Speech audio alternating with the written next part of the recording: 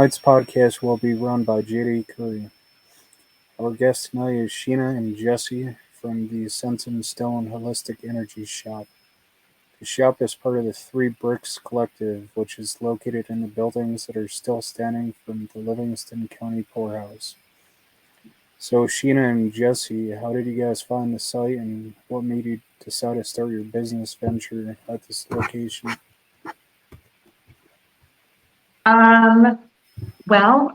We decided that we wanted to move forward with the business that we already had. We do psychic fairs and vendor shows where we make all of our own stuff, wellness items and witchy stuff. And we decided we wanted to go brick and mortar. And we were actually looking in Rochester originally. And this just happened to pop up on your Facebook, I feel like. Yeah, it was just in the middle of nowhere. I got a notification saying that this place was available from some odd, real estate thing that I hadn't even signed up for. They were like, "Oh, hey, we saw you come here. By the way, this is kind of in your area." So we went and checked it out. Actually, it ended up being a real realtor that we knew, and we just fell in love with the place immediately. The energy was awesome. It has original brickwork and windows and wood floors, and just absolutely the perfect space for what we were looking to do. And then we've been here. We just passed our 2-year anniversary. So we have our metaphysical shop, our wellness center here. And then we work within the Three Bricks Collective where we're doing events. We had one last weekend in October, Haunted Harvest, which is going to be a psychic fair and fall festival. So we're just this is the first time that all of the buildings have been full with businesses. So it's super exciting to be here. Absolutely. And actually at our Haunted Harvest as well, the festival, the local historian will be discussing some of the stuff that we're here to talk about as well, and offering tours of the cemetery. Okay, cool. So the cemetery that's behind the location is the one that's tied to it, right? The Livingston Cemetery, it's called. But I guess let's go and talk about the spiritual history behind the location and what you guys have come to find. Yeah. We definitely feel like it's good energy that's here, but it's energy, a lot of it. The cemetery is here, and there's about 150, I think, graves that are marked, but they're actually, they think, upwards of 500 or more people actually buried on the property that do not have marked graves. So we feel that, probably a lot of energy stuck around here as people passed away, and, we're really not acknowledged. So I feel like, in my personal belief system, that makes sense that you would kind of be tied to the place where, almost like they're confused. They weren't they weren't acknowledged, and so they're kind of hanging around. But again, definitely good energy. Did you want to say something? I mean, I don't know how. So I hear stuff when I'm here by myself. We have a little bell that hangs on our front door, and it will ring when there's no one around, no wind, no movement.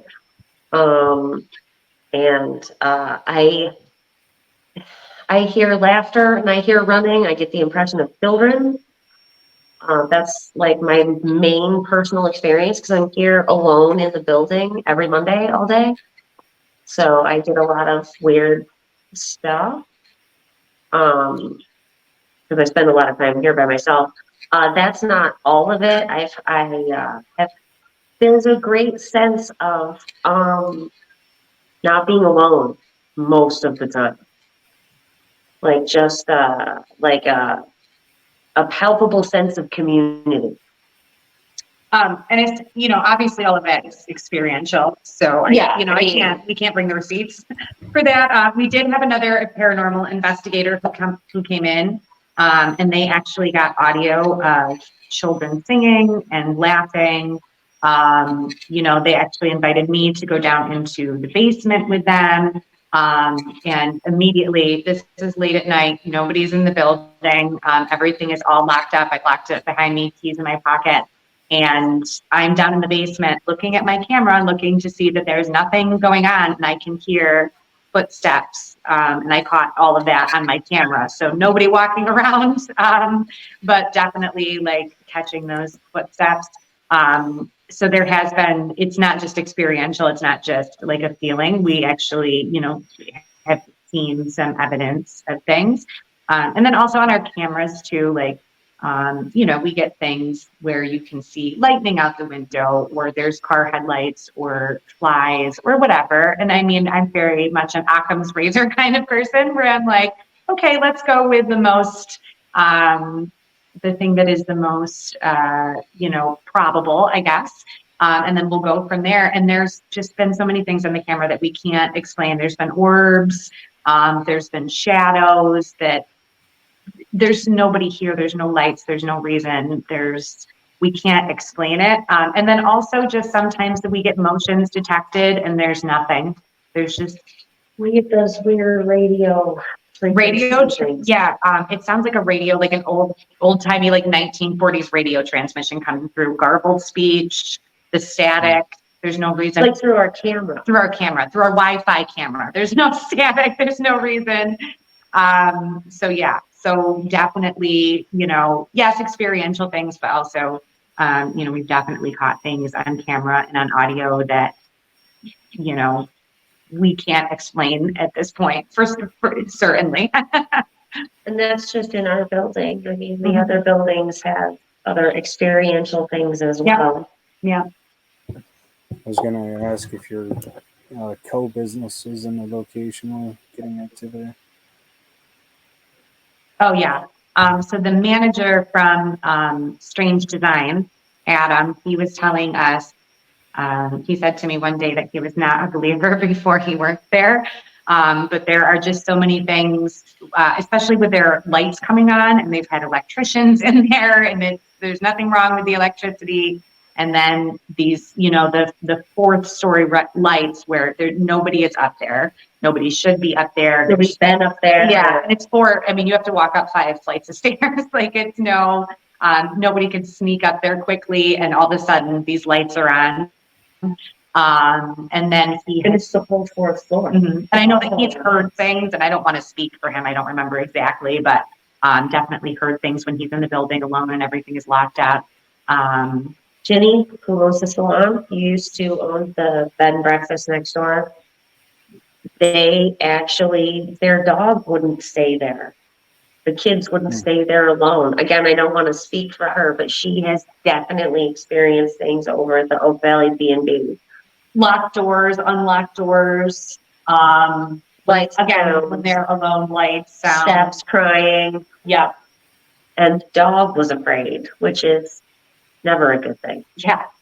And then from other people too, we've had people come in, we're a wellness center. We do tarot readings, we do Reiki. And so people are drawn to us, that are, are kind of like a little more open, and we've had people see figures in the window.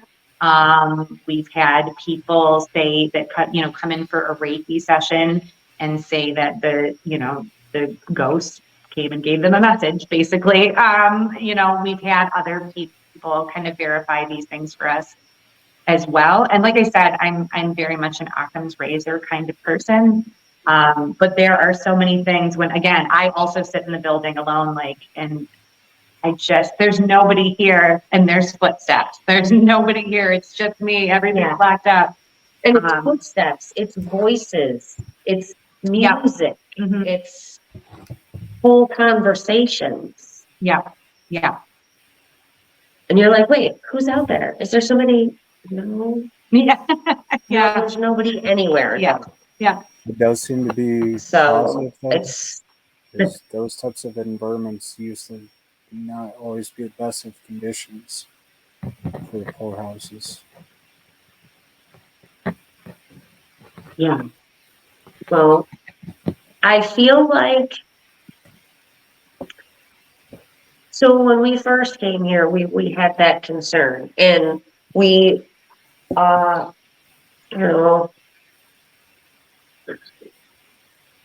sort of offered to the ghosts truce, like hey, we know we're coming into your space, but we don't want to mess with you, so we'll just be We in could your just coexist. space.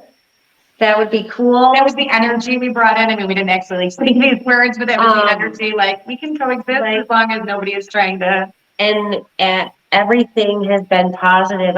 We've never, the only time anybody's felt anything negative is when you specifically, or the other person specifically requested. Oh, so we went down into the basement with this other paranormal group, and I don't know if you've read any of the, I can send you stuff too, if you've read any of the, kind of contemporary sources, historical sources about it, but it was very overcrowded. And I remember, reading that. And this other paranormal group came in and they were asking and I don't know the terminology, if you say ghosts or spirits or energy, I use them interchangeably. But they were asking, how did it feel here? That they did ask that. And I felt crowded. Everybody felt crowded. We all said, what did you feel? We all had the same answer. And I definitely felt it. Like, I felt crowded. And which I think is, I mean, she asked, that's how I felt about it. And as soon as she told them to stop, that feeling went away. But, that was the only thing that was a little bit uncomfortable, but I think I think they asked and they were, his energy was, or whatever, was honest. And, It was a way that they could show you, yeah. Exactly. Yeah. Plus, what you guys do for the healing center is usually good for a location like that. That has had some worse conditions than other places, because a lot of property owners for sanitariums and stuff will do cleansings and different things to help the place. Yeah, absolutely. Sorry. Yeah, we someone cleansed this building before we moved into it. Right. And we sort of went with that flow and accepted everything that's here. And I don't know, I can't speak for you, but I know that my readings and my healings and my meditations are all enhanced by the existing energy here. Absolutely. Yeah. It feels different than other places. It's definitely different. Even our psychic medium that comes here says that even the people that come to her here are different. The people that are drawn here are softer and kinder and more open. Right. Right. I don't mean to jest, but I made a joke when we came into the property so this place housed the poor, and what they would have called, they called them paupers at the time, and what they would have called the insane. And I was like, poor and crazy, we're going to get along great, guys. That's me. That's our people. Yeah, that's our people. And so we very much feel, and like, we are very much here to heal, to help, we want people to come in and ask questions and sit and read, and we send people out, go explore the cemetery and, show those, you are showing them respect, you are remembering them. And so, I think that it's very much like, I think that there was some very bad things that happened here, especially if you read some of those historical accounts, but also it was sometimes a place where this was the only place where people had to turn. There was nothing else. They would have been. And I mean, they lived here, whether they were miserable, if there's anybody, all human beings can get used to anything and find some small amount of pleasure. Like, that's why the kids play. Did you guys find any neat, like, artifacts or anything in the building? Or is there anything neat left from its past? Oh yeah, absolutely. They're actually tearing down some old buildings back there. So there's whole buildings to explore. And then we have found all sorts of stuff, pottery, bricks, animal bones that, were, like cooked, basically we're finding their refuse is what is happening. But there was like one of the barns was completely filled with old shoes. They looked like, I don't know, like 1930s, 1940s style. Like they were just in storage. I assume because, like I read in one of the articles, like they were issued like certain pieces of clothing.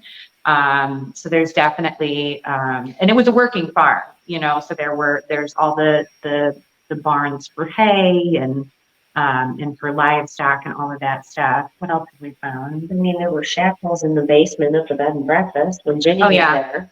There was, at least a couple of years ago, there was shackles in the basement of the bed and breakfast because there are cells, which we had confirmed by the county historian. So our building, which was built in 1850, used to house everybody. And then the second building was built for the insane, as they would have called it, in 1879. So those two, so both of them had cells for the insane, because if you read the articles, they're like, or the write-ups at the time, they were like, the insane are confined when they become violent. So there were shackles in the cells. Mm-hmm. Yeah. So people have found all sorts of interesting items. Some of them pretty macabre. Yeah. What about the unmarked graves? Did you guys find that through historical records or? Yeah, if you go to actually the county historian website, right, is it the Genesee? It's the county historian website, Livingston County website. And again, I can send you, links and all that stuff.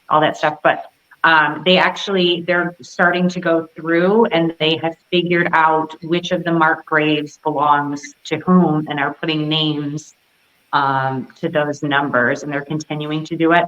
And I don't want to speak for the historian, but I know that eventually they would like to basically be able to X-ray the ground. I don't know what it's called.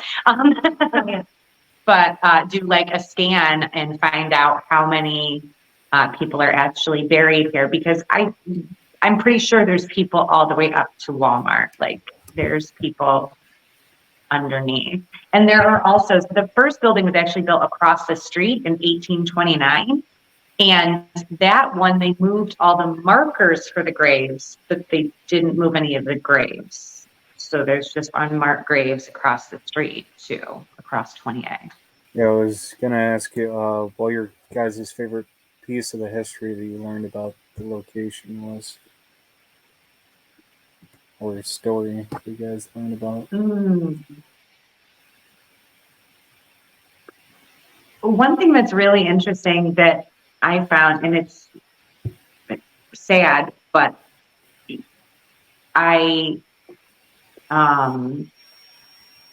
was a little bit it was harder to find than some of the other history, but there was actually a home on the property that, or a house at least, that housed 5, as the article said, insane women. They actually burned to the ground with the women inside because, there was not the safety, the safety restrictions that there is now. And, there wasn't a fire department or anything cohesive that could have helped these people. And the foundation of the building is still out back too. And it was something that it was something I really had to dig for. I think that it was, I don't want to say it was like buried or anything like on purpose, but I don't think it was something that, the county was going to highlight or the newspapers were necessarily going to highlight. So I don't want to say that's incredibly sad and morbid for me to say it's my favorite thing. But I think that it's very interesting that I really had to dig to find it. And even the county historian, I had to bring it up and be like, hey, what about that? I didn't see this in your pamphlet. Like, this is real history. Like, people were treated very differently. And like, let's not forget that, yes, they were here to help, but also there was some not great stuff. And let's not forget history, I guess.